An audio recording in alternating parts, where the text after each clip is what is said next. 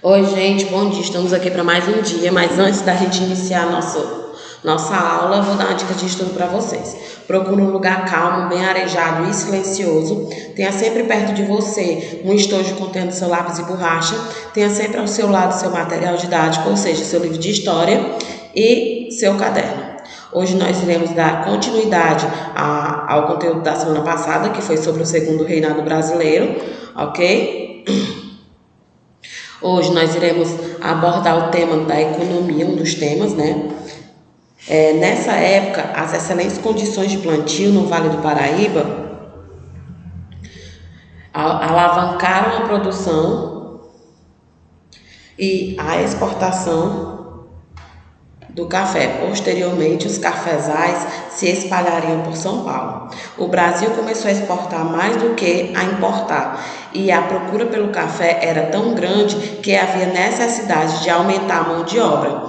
Contudo, a fim de proteger seus negócios, os fazendeiros de café viam com maus olhos as tentativas de qualquer lei que favorecesse a abolição da escravidão. Por isso, os latifundiários apoiam a vinda de imigrantes, especialmente italianos, para trabalharem nos cafezais. Em decorrência do crescimento da exportação de café, são construídas as primeiras ferrovias e nascem cidades. Os portos de Santos e Rio de Janeiro prosperam. Nessa época começam a ser montadas as primeiras fábricas do Brasil, ainda que de forma isolada e em grande parte devido ao trabalho do Barão de Mauá. Outro momento importante da economia brasileira durante o Segundo Reinado foi o de grande crescimento econômico, marcado por algum desenvolvimento industrial, a Era Mauá. Né? O Barão de Mauá, gente, ele foi um grande investidor e empresário durante o Segundo Reinado, talvez o maior destaque na história imperial do Brasil.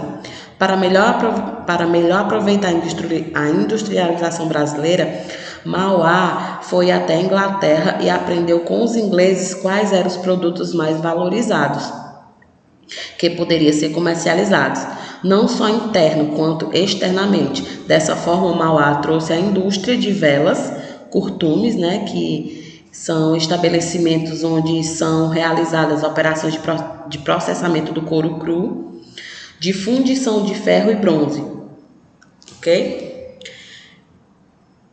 O crescimento econômico desse período é muito atribuído ao reflexo do fim do tráfico negreiro no país por meio da Lei Eusébio de Queiroz, de 1850. Com essa lei, o tráfico negreiro foi proibido e todos os recursos que antes eram utilizados na aquisição de escravos passaram a servir para outros investimentos.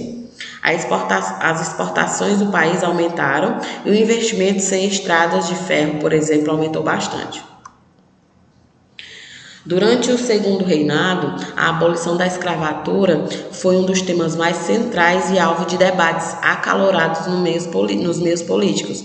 O ponto de partida para que a abolição fosse decretada no Brasil foi a Lei Eusébio de Queiroz, que ela foi decretada em 1850, que estipulava a proibição do tráfico negreiro no país.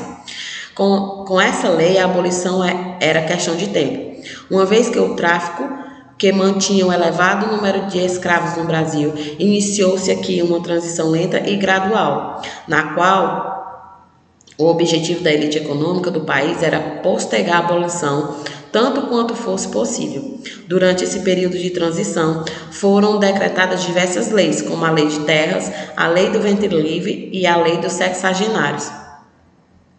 A abolição da escravatura aconteceu no dia 13 de maio de 1888, quando a princesa Isabel assinou a Lei Áurea. O fim da escravidão foi resultado de uma intensa mobilização popular e das ações dos escravos rebelando-se contra essa instituição. A Lei dos Sexagenários, provada em 1885, previa liberdade aos sujeitos escravizados que tivessem mais de 60 anos de idade e estabelece também normas para a libertação gradual dos cativos, mediante a indenização. O objetivo, contudo, era conter os abolicionistas mais radicais, Mesmo assim, a lei não atinge sua principal proposta e o movimento abolicionista ganha cada vez mais força no final do século XIX. A proposta da lei foi elaborada pelo Gabinete Liberal, presidido pelo conselheiro Saraiva, porém só foi aprovada no Senado quando o grupo conservador, liderado pelo Barão de Cotegipe, voltou ao poder. Por esse motivo, o nome menos famoso da lei, Lei Saraiva-Cotegipe, leva o nome dos dois políticos, representantes dos liberais e conservadores.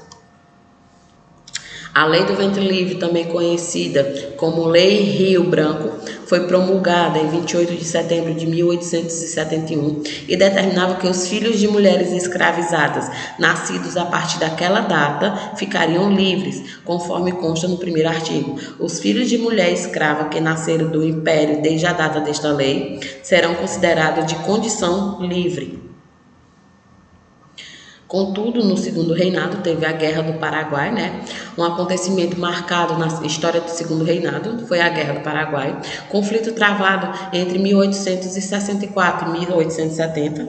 Nessa guerra, Brasil, Argentina e Paraguai, por meio da Tríplice Aliança, lutaram contra o Paraguai, governado nessa época por Fernando Solano Lopes.